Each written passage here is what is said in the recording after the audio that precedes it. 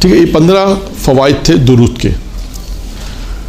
ٹھیک ہے، اب آئیے ہم جو ہمارے پاس وقت ہے اس کے دوران میں ہم انشاءاللہ تعالیٰ درود کے حوالے سے 2 واقعات ہیں جو میں، تاکہ آج جو ہے وہ درود کا حصہ جو ہمارا وہ کمپلیٹ ہو جائے گا. پھر اس کے بعد والے جلسے میں دوسرے اذکار کا ذکر کریں گے کہ اس میں اذکار کو پڑھنے میں کیا فائدہ ہے. تاریخ نے ایک واقعہ لکھا ہے کہ ایک شخص تھا، بہت غریب تھا، اس کی اولاد بھی زیادہ تھی، غریب بھی تھا، پریشان تھا، کیا کرے.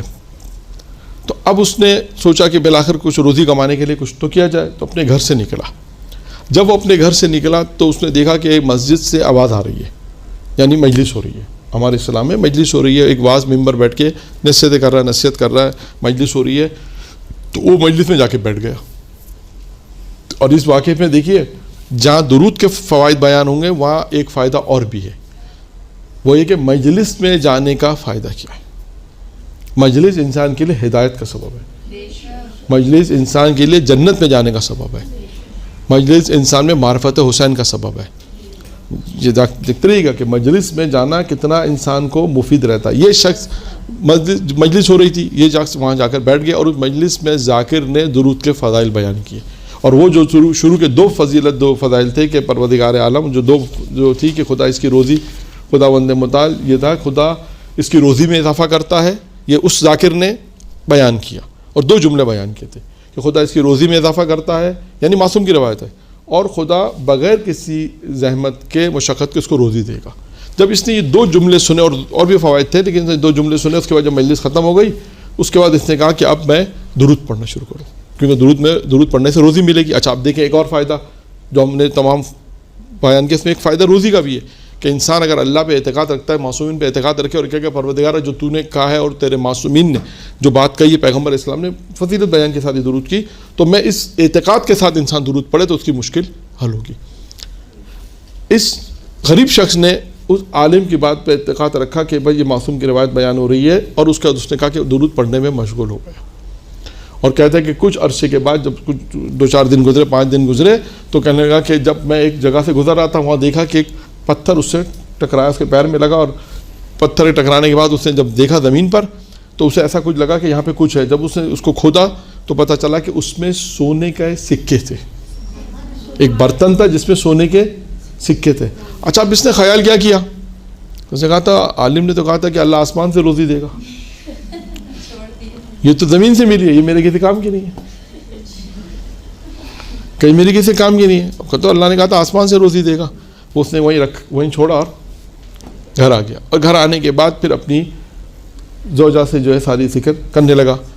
تو اب اسی اسنا میں جب یہ ذکر کر رہا تھا، بات کر رہا تھا، اپنی بیوی کو ساری باتیں بتا رہا تھا، کہ اس کا پڑوسی یہودی تھا اور وہ چھت پر بیٹھ کے ساری باتیں ان کی سن رہا تھا کہ اچھا اس خرابے میں گیا، فلاں جگہ گیا، وہاں اس کو جگہ وہاں ہے، وہاں پتھر سے ٹکرایا، اس نے کہا وہاں ایک جگہ ہے جہاں پر ایک ظرف ہے جس میں سونے کے سکے ہیں. تو اس یہودی نے کہا اس سے پہلے کہ یہ پہنچے میں ہی پہنچ جاؤں وہاں پر، یہ تو اپنی بیوی کو بھی بتا رہا ہے، اس کی بیوی اس کو کیا مشورہ دیتی ہے، اس سے پہلے کہ یہ پہنچے میں پہنچ کے وہاں پر پہنچ گیا. اور وہاں پہ پہنچے، اس نے کھودا اور وہاں سے ظرف وہ برتن اٹھا کے لے آیا. اٹھا کے لا کے جیسے اپنے گھر میں آ کے اس کو کھول کے دیکھا کہ اس میں سانپ اور بچھو ہے. دیکھا یہ کیا، یہ تو اپنی بیوی سے کہہ رہا تھا کہ اس میں تو سونے کے سکے ہیں، چاندی اور سونے کے سکے ہیں. اچھا اب اپنی بیوی سے یہودی کہتا ہے کہ ایسا تو نہیں کہ وہ ہمارا دشمن ہو، ہمیں اس کو کیسے پتہ چلا کہ میں اس کی ساری باتیں سن رہا ہوں،